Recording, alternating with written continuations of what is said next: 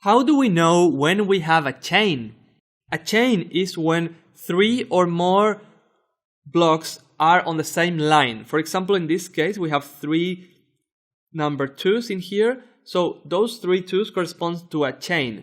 In our game, when you have a chain, all of those blocks get destroyed, and then the other elements will fall and take its place. So you'll have elements from the reserve filling in these 3 spaces when these 3 disappear. So in this lesson, what we'll do is implement a way to check for a single cell whether that cell is in a chain or not. Later on, we'll run that check on every single one of the cells. That will help us identify which cells are chains, basically which cells should be destroyed. But for now, for this lesson, we'll only focus on one single cell. So we'll be able to enter row and column of any cell, and our method will tell us whether that cell is part of a chain or not. So let's get started. Check whether a single block is chained or not. We're going to use the word chained or be a part of a chain as the same thing. So you know now what a chain means. And then when we destroy these blocks, we'll call that destroying the blocks or clearing the blocks, clearing the chain. So this method is called isChained and receive as a function a block, which is basically an object with col and row, just like we've been using before, like this. So we need to check different cases. We need to check whether the object has a chain to the left, to the right, to up, down, or whether it's in the center of a chain, which could be, for example, this number 2 here is in a center of a chain, and that chain could be horizontal or vertical. So that gives us a total of 6 cases that we need to check. Let's get started. We'll have a variable called isChained, which is false unless proven true. Then, what is the current variation of our block? This will save us time if we just keep that in a variable. Block.row, block.column. So we have now the variation of the block. Also, we can just get the row by typing in block.row, just to make what comes after a bit less verbose. So we use less typing to implement it. Okay.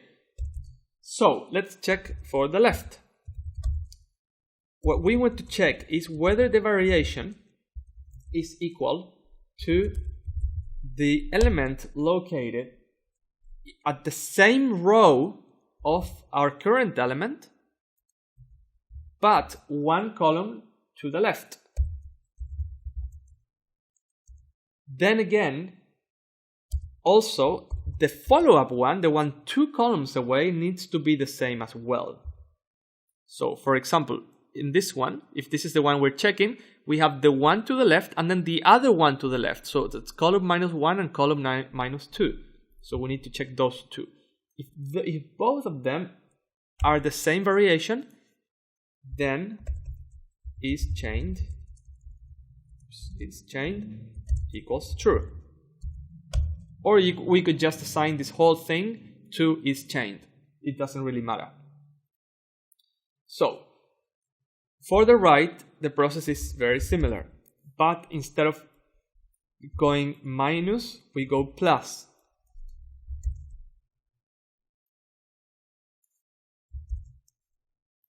Then for up and down, it's similar, but there will be something that needs to be added. So this will be up. So if variation equals this.grid, and now the row we need to move up, so it's row -1, and then we'll do the same, and but it's the same column, right? And then the same, but for row -2. So this has the potential of causing an error, and I'm going to explain why that is. So the problem is the following.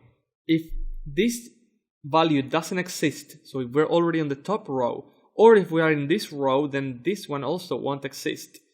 Then we can't access a property of something that is undefined. So this will be undefined if this doesn't exist. In here, it didn't matter, because if we were already in the edge, this was undefined. We can compare something to undefined, yes, and that will give us false. But in here, this is already undefined, and then we can't just access an index of an undefined. That will give us a JavaScript error. So we need to do a check just before this whole check, that we need to make sure that row -2, that this actually exists. So if this exists, that means that this has to exist, and then we can just do the whole check. So then the same thing applies for when you go down. Then we just copy and pasting that code. But instead of minus, we are going to be adding. Then what about when you're on the center? When you're on the center, it's just similar to when we were checking center horizontally. It's similar to when we were checking for left and right. So horizontal. So we just need to make sure that it's equal to -1 and also equal to +1. So on both sides. And then for vertical, same thing, but we also need to check. We need to do this check because we might run into that error. So center when you're in vertical, then we need to make sure that this exists, but just +1, and also this one exists, -1. So if those two exist, then we're good to go. And here will be -1. And at the very end, we just return is chained. So let's test this.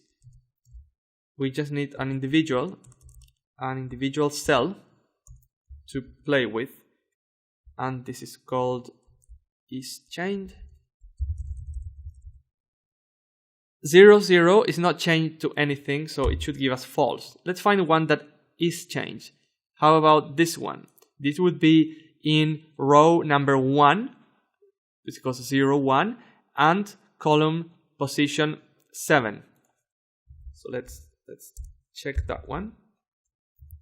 That will give us true, because that one is in a chain. The same for the one below, and the one below that one as well is chained, but then the one after that is no longer a chain. So this one here is no longer a chain.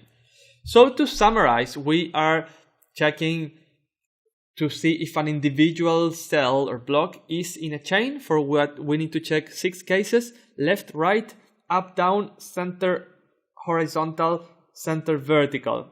And we return either true or false according to the result.